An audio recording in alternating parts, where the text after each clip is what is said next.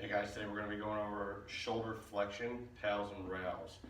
Okay, so again, we can do this several ways. The way I like to do it the best is to get a stability ball, Bosu ball, preferably something bigger than this.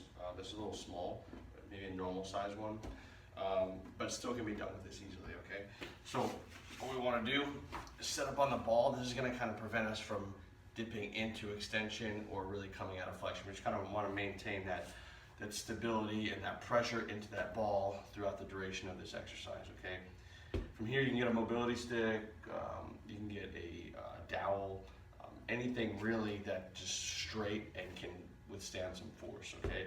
So from here, get our grip, and we like to just sit down into a passive stretch to stretch all this flow of tissue here. All right. The key thing here is most people are going to try to start bending this elbow, okay? So it's an uncomfortable position. They want to feel like they have more motion, so on and so forth, okay? So what we do is we like to lock the elbow, sit down into that, focus your breathing into this stretch, okay? I want you to really try to grip this pole, and I want you to really try to bow this area here. So really try to push that area down to really accentuate that stretch, all right? From there, we're going to stretch for 2 minutes, focusing on our diaphragmatic breathing. Once we've achieved our 2 minutes, we're going to go into our PAILs contraction. So what we're going to do is we're going to take our breath in, we're going to push it into the ball, maintain constant pressure or intra-abdominal pressure into this ball the whole time. All right. From there, we're slowly going to start our PAILs contraction, our PAILs effort. We're going to try to take this pole, we're going to try to stab it through the floor as hard as we can, ramping up from 0 all the way up to 100% contraction, okay? Upon completion of your PAILs effort, we're gonna slowly let out, and we're gonna try to reverse directions. I don't want you guys to try to lift this pole or whatever you're using off of the ground, okay? I just simply want you to try to pull yourself deeper into that flex position, okay? So don't worry about trying to lift anything, because that's when I start seeing elbows fly out and elbows start bending, because everyone was more focused on the lift and not so much the contraction, okay? So just think about keeping that arm locked and just pulling yourself deeper into that position, okay? Again, rails effort, that's gonna be your max effort, 10 seconds, or your best pain-free contraction, okay?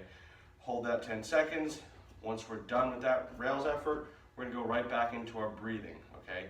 In on a 4 count, out on an 8 count, 30 to 60 seconds, repeat as necessary. That's shoulder flexion, PAILs, rails, okay? From here, we can do shoulder flexion passive range holds. Simply get your grip on the stick, solidify our position in a passive range, squeeze down, go ahead and just lift on back or extend through the spine. Try to maintain that shoulder flex position. The other way you can do it, if you don't like that or if it's not working for you, is to simply use the wall. So come up into your shoulder flexion,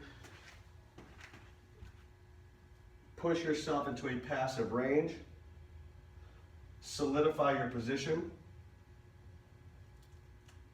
slowly, much slower than that, but slowly lift on out and try to maintain that elbow flexion, or sorry, that elbow extension and shoulder flexion position, okay? Again, most people are gonna try to compensate here at the elbow to try to feel like they get more, okay? So peel back out, keep this elbow locked, all right? So that's your passive range hold variations. You have 2 of them. And that's your passive range, that's your PAILs rail set up for shoulder flexion.